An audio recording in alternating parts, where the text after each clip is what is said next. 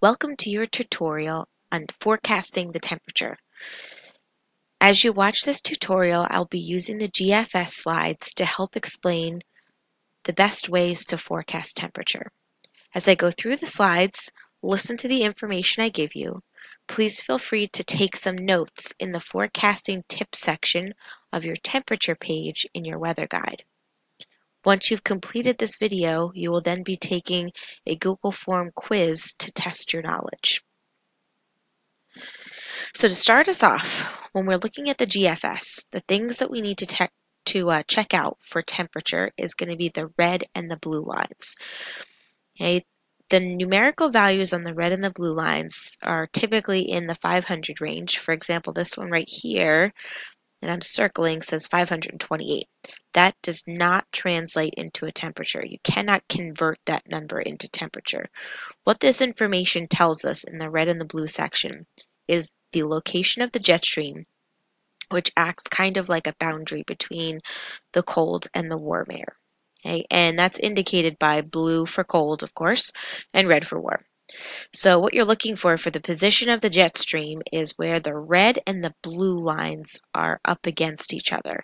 And it just so happens to be that on this map, the starting frame, so this will be our current conditions, you can see that it's located just right at the bottom, the southern edge of Pennsylvania. It almost goes right across the middle of the country all the way to California. So what you're really looking for when you're forecasting the temperature is how the position of the jet stream changes. Okay? So you need to take a look at this over that 4-frame period. You're looking to see, does that jet stream move to the north, or does the jet stream move to the south, or does it stay roughly in the same position? So let's take a look. I'm going to click 4 frames into the future, which gives us 24 hours. 1, 2, 3, and 4. Okay, and now we can see the position of the jet stream is down here in the Carolinas. And if I just kind of backtrack a little bit, you can see this kind of progression of the southward movement of the jet stream over those 4 frames.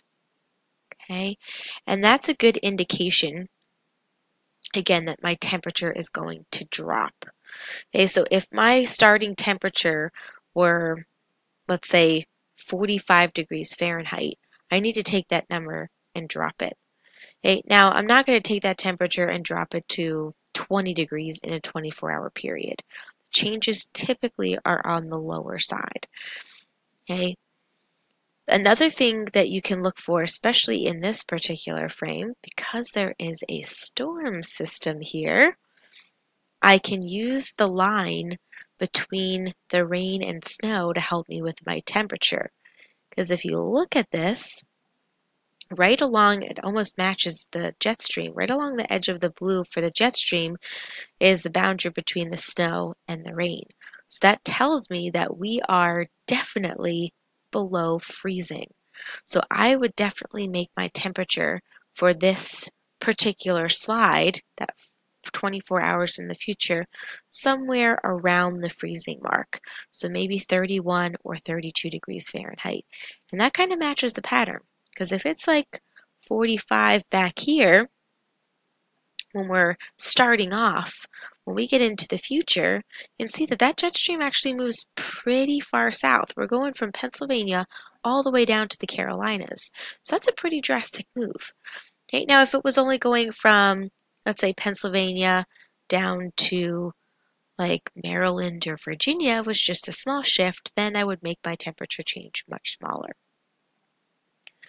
Okay, so you can use both the temperature lines, the red and the blue, and also look at the precipitation if there's some on the map for that day to help you with your temperature. Okay, another thing to consider with temperature is wind. Okay, so once you've done your wind forecast, okay, if you're predicting that the wind is coming from the north, that should coincide with a cooling temperature trend. If you're predicting that your wind is coming from the south, that should coincide with an increasing temperature trend. So your wind direction and your temperature should have a similar pattern to each other, which can help you with your forecasting. So now that you've seen me forecast the temperature for a 24-hour period, please go on to the Google document, okay, and take the quiz. Okay, this does not count in Skyward. It's just for practice to help hone your skills and get you ready for your first graded forecast. I hope you enjoyed this. See you next time.